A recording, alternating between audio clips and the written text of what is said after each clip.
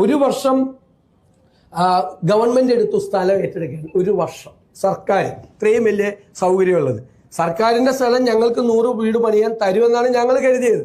അത് ഞങ്ങൾക്ക് പ്രത്യേകമായി തരില്ല എന്ന് കണ്ടപ്പോഴാണ് ഞങ്ങൾ സർക്കാരിന്റെ പദ്ധതി ഉപേക്ഷിച്ച് ഞങ്ങൾ സ്ഥലം തേടി പോയത്. ഉൾപ്പെടെ 2 എസ്റ്റേറ്റുകൾ ഈ കേരളത്തിലെ ഗവൺമെന്റ് ഏറ്റെടുത്തത് പ്രിയപ്പെട്ടവരെ, ഈ ദുരന്തം നടന്ന് 63ാമത്തെ ദിവസം ആ 2 എസ്റ്റേറ്റുകളും ഈ കേരളത്തിൽ ഏറ്റെടുത്തു. ഒക്ടോബർ 4-ാം തീയതി ദിവസം മറക്കാനാകില്ല.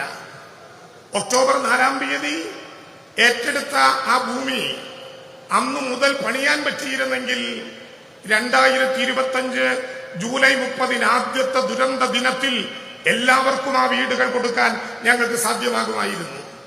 എന്നാൽ ഒക്ടോബർ 4-ാം തീയതി ഈ ഭൂമി ഏറ്റെടുത്തപ്പോ ആ ഭൂമി ഏറ്റെടുക്കുന്നതിനെതിരെ കോടതി വ്യവഹാരങ്ങളിലേക്ക് കടന്നു.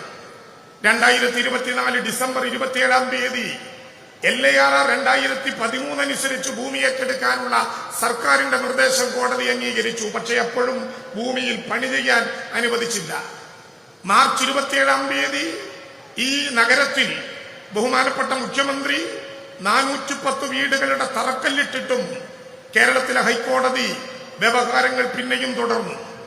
ഏപ്രിൽ 11 രാത്രി വൈകി കോടതി പിരിയുന്നതിന്റെ തലേ ദിവസം ഈ ഭൂമി ഏറ്റെടുക്കാനുള്ള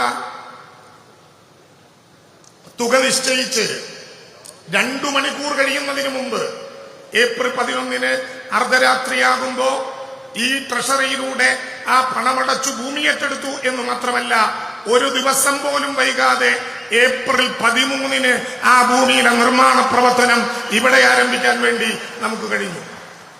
ആ നിർമ്മാണ പ്രവർത്തനങ്ങൾ ഏറ്റെടുത്തു 10 ദിവസം കഴിയും മുമ്പ് ആരംഭിച്ച മഴയാണിത്. എൽസ്റ്റോൺ എസ്റ്റേറ്റിലെ തേയില ചെടികൾ പിഴുതുകളഞ്ഞ് ചവിട്ടിയാൽ ചേറു താഴുന്ന വഴിയിൽ അന്നു മുതൽ ആരംഭിച്ച നിർമ്മാണ പ്രവർത്തനം. സാധാരണ ഒരു വീട് നിർമ്മിക്കുമ്പോ 3 അടി താഴ്ചയിലേക്ക് വാരമെടുത്താൽ മതി.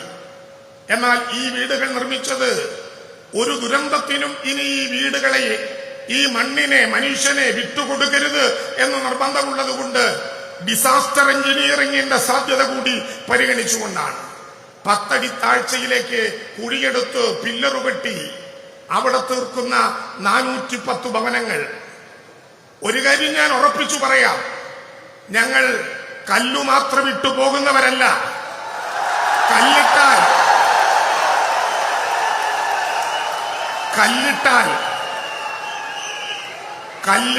കല്ലിൽ കല്ല് വെക്കും, കല്ലിന്റെ മീതെ കല്ല് കെട്ടും, അതൊരു വീടാകും. അത് തീരുമാനിച്ച മനുഷ്യന്റെ കൈകളിലേക്ക് ഞങ്ങൾ സമ്മാനിക്കും.